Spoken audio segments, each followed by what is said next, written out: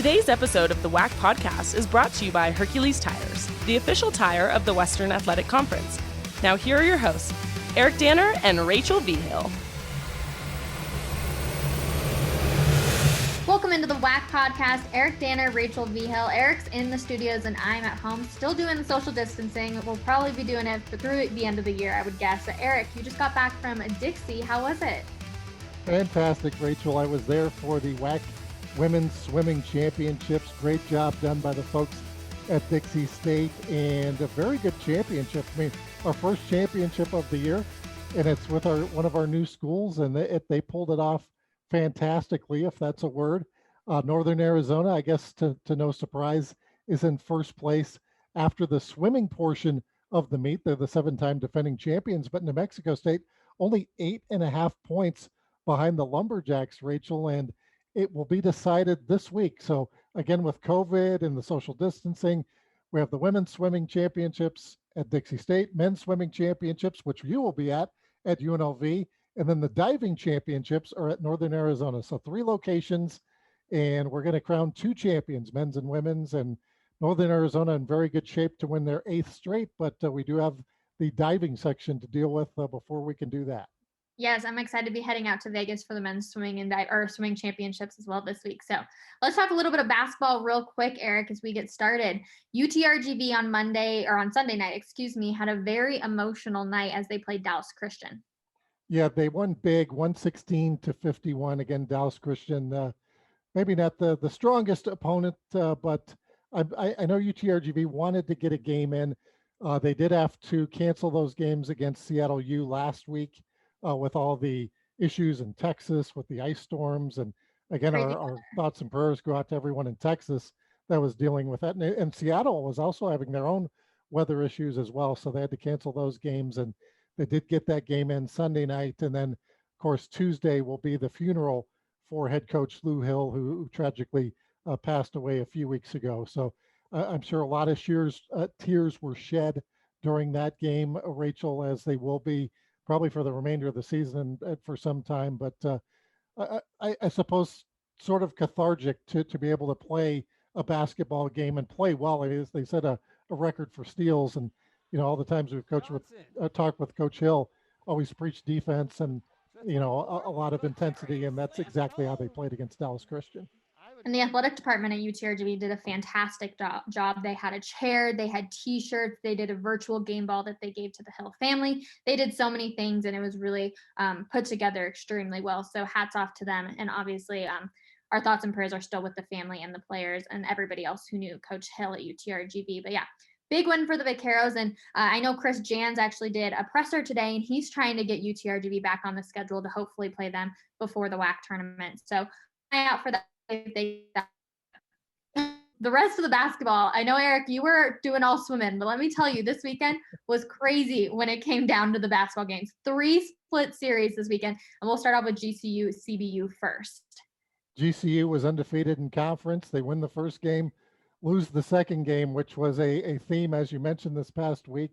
California Baptist, I mean, they can get it going, and they can play with anybody at any given time, so they beat GCU in that second matchup after losing on night one. It was 71-61. GCU won the first game, and then California Baptist bounces back, wins 65-62. It was a 9-game win streak going for Grand Canyon heading into that game. Now, they had been on a break since January 30th. Remember, they were going to play UTRGV in Edinburgh, and they had to go on pause for COVID. So they had quite a lengthy break in between series there. So they did play pretty well considering. And then speaking of playing well, they also had the player of the week. Asbjorn Midtgaard, he was an absolute stud, averaged a double-double this week, and he currently leads the nation in field goal percentage. Complete stud for the Lopes there. And I want to talk a little bit about CBU too. So in the second game, the game that they were able to pull off the win, in the final minutes, there were 14 points for the Lancers, and all of those but one shot came down to Ty Rowell. So he was going off. He was carrying the team on his back in the last couple of minutes. And yeah, the Lopes hadn't lost since December 22nd, including that break. So a long time, but I think it adds a little bit more of a competition level. It makes me a little bit more excited for WAC Vegas. Anybody can beat anybody. It is going to be a crazy tournament this year. It's going to be a lot of fun. And then also UVU and New Mexico State. What a series there. Utah Valley comes out the first night. They win against New Mexico State 69-66. I actually was able to catch the very end of that matchup after swimming that particular night. And then New Mexico State comes back the following day and wins 67-60. And this is the thing I know Coach Jans has been harping on. He wants his guys to be able to put two games together. But so far, since they've been able to restart, we haven't quite seen the Aggies that we're used to, Rachel, and they have a few more weeks to put it together. And given the talent on the team, wouldn't be at all surprised if they do. And going back to what Jim Hayford, Seattle U men's basketball coach, said when we talked to him on the road to WAC Vegas, it's been really hard all across the nation for the teams on Friday night to win again on Saturday. So that's not something we're just seeing here in the WAC. That's something we're seeing all over the nation. So it's been fun, though, to watch. And then the Aggies will play at Tarleton this weekend. They're going to be our WAC spotlight on ESPN Plus this week. We're excited. It'll be the first time we've been to Tarleton, and they're excited to be hosting New Mexico State. They actually played in football this past week, Rachel, if you had an eye on that, as we'll be starting football this upcoming fall, and that'll be exciting. Of course, New Mexico State playing at the FBS level and Tarleton's at the FCS level, but you're going to have Billy Gillespie, the famous head coach of the Tarleton Texans, on the road to WAC Vegas this week. Excited to sit down and talk to him. I haven't talked to him since our preview day. Obviously, it seems like forever ago now. So excited to sit down and chat with him just about the past series and this upcoming one against New Mexico State as well. And we'll look at this past weekend too, with Texans and Dixie playing. Again, that other split series where the Texans were able to beat Dixie 77-59. And then Dixie came back and won 64-48. So two big wins for each team. My hat's off again to all of our schools with so many events going on. So I was at Dixie State for swimming. Those games were at Dixie as well. They also had softball. They had a softball tournament going on, as well as basketball. They had soccer. San Jose State was in town for soccer. University of Washington was in town for softball. So many things going on. So they are so spread out and managed to pull things off beautifully. But yeah, that first night, folks in Dixie were not at all happy about that result, because Tarleton stomped them pretty good in that first game, and then they came back, and as we mentioned, Coach John Jetkins does a great job, especially a lot of times in those second games. They're tough to beat 2 nights in a row. Yes, they were. All right, we're going to take a quick break, and then when we come back, we're going to be talking some women's hoops, and we already have a regular season championship. We'll be right back. We would like to thank our sponsors of the WAC Podcast, Hercules Tires and Adidas. Now, back to Eric and Rachel. Welcome back to the WAC Podcast. We're talking women's hoops now, and we already have a regular season champion, Eric. California Baptist, who was picked to win the championship by I believe it was the media. I think the coaches had Utah Valley as the preseason favorite in WAC women's basketball. 20-0, Rachel. They are 12-0. Two things are amazing there. One, that they're undefeated.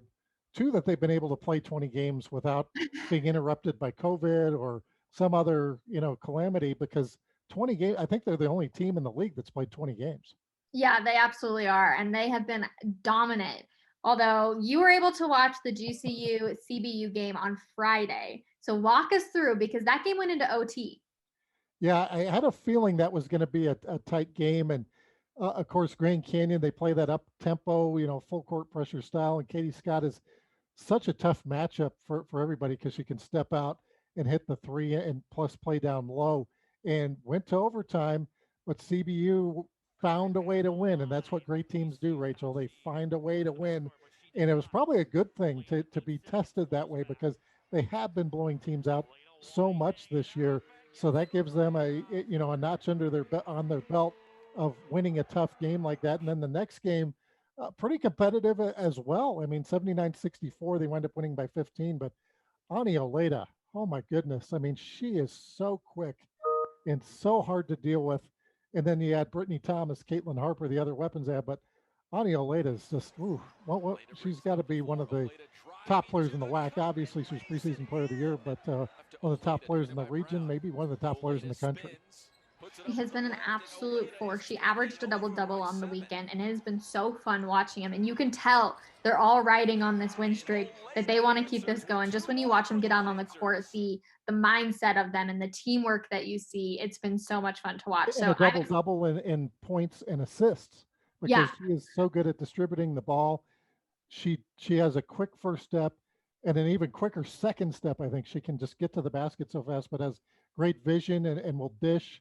And to get, I think she's again near the leaders in the nation in assists. I always say every week, I need to look that up to see if she's eligible to be the assist champion with CBU transitioning. I believe she does lead the nation in assists at this point, but I'm not sure if she's eligible to be the assist champion because of the transition.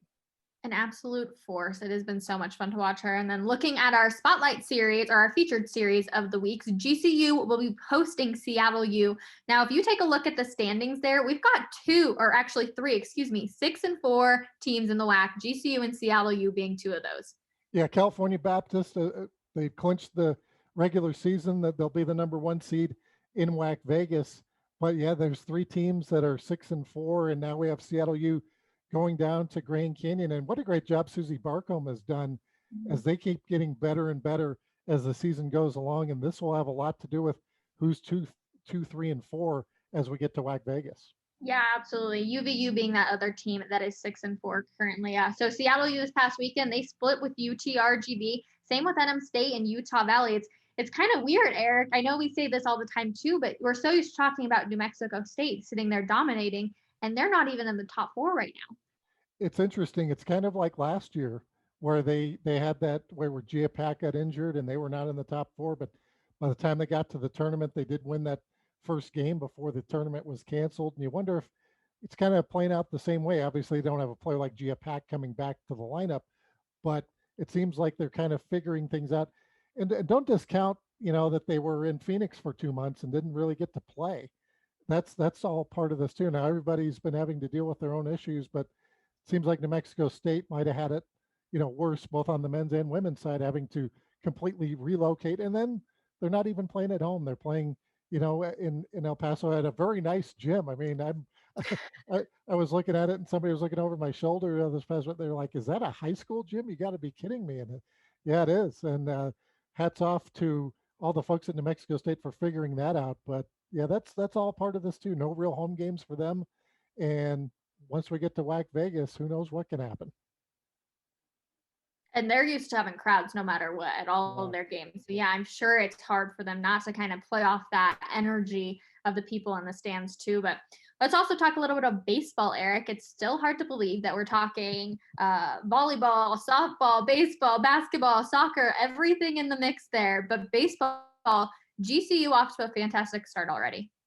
They take care of Missouri 3-1, and they get the hitter of the week and the pitcher of the week. So Ryland Zaborowski, what a great name that is. He's about 6'6", 215 pounds, batting in the 4-hole. If you have a chance to check out our WAC Top play this week, hits an absolute bomb. First game of the year, went over 400 feet was the measurement on it, and he absolutely crushed it.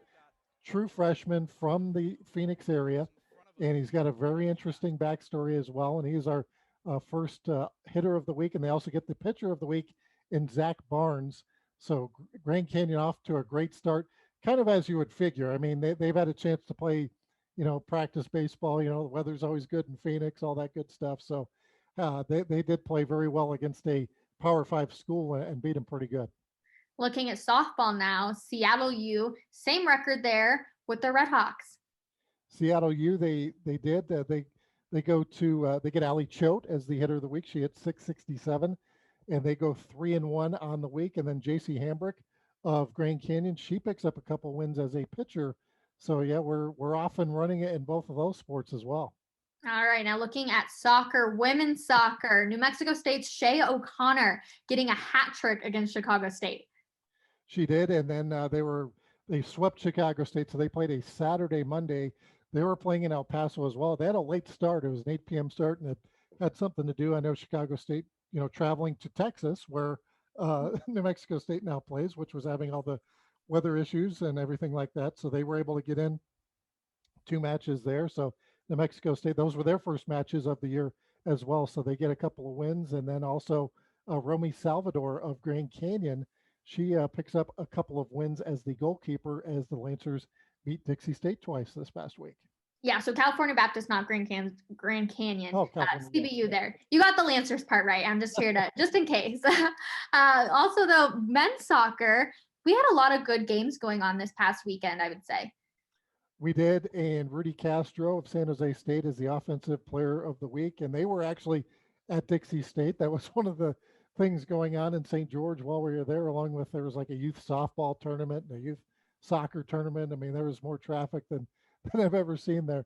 But San Jose State comes away with a win. It was a late goal to win that. Dixie was up 1-0, and San Jose State scored twice in the second half to win that one. And then Miguel Dunes of UNLV is the defensive player of the week. The Rebels played Air Force to a 0-0 tie. So one of those exciting soccer matches, went double overtime and no goals. Yep, absolutely. All right, looking at volleyball too. New Mexico State still being a dominant force, though. They're beating GCU now 6-0, and head coach Mike Jordan, he's getting close to win number 500. He is. I mean, you don't want to jinx anything here if you're a New Mexico State fan, but should be able to pick that up this week at some point. Win number 500 for his career. Of course, one of the greatest coaches in WAC history, and they play CBU on Monday and Tuesday. So every day of the week, Rachel, there's something going on. If you like sports, just go to wacdigitalnetwork.com. Chances are there's a game going on whenever you click on it. Absolutely. Yeah. We actually have one other sport that we have to talk about that we haven't mentioned. That's cross country. The cross country championships are happening this Saturday in Seattle. Men's and women's at Jefferson Park Golf Course. Fans are not allowed due to a local ordinance there, but we'll be doing a Facebook live stream at the finish line, weather permitting. It's supposed to be in the 40s on Saturday, Rachel. So it could be a little dicey there. But we should have some highlights and hope to get some interviews with the winners as well from the WAC Cross Country Championships. And it's one of those crazy years. We would have had the indoor track and field championships happening normally at this time, but of course cross country had to move from the fall to the spring, and the decision was made. We're going to do the cross country championships, and we'll have the outdoor in May at UTRGV, which I think you're going to be heading for that one, Rachel. So it seems like, about every 2 weeks now. Well, you're traveling this week to UNLV. Every 2 weeks or so, we're going to have a championship, which it's great if you're a sports fan. It is great if you're a sports fan, and what can we say, right? We've all kind of missed it. We're ready for this thing to get rolling again, like get back at it. Yeah, 2 weeks. I got something exciting this week, and then before we know it, we're going to be in Vegas for WAC Vegas, which is just still blows my mind. I don't even know how that's possible, but that's going to do it for this episode of the WAC Podcast. Thank you to everybody that tuned in, and we'll see everybody later. Make sure to follow us on Facebook, Instagram, Twitter, and YouTube. And check out our website at wacsports.com.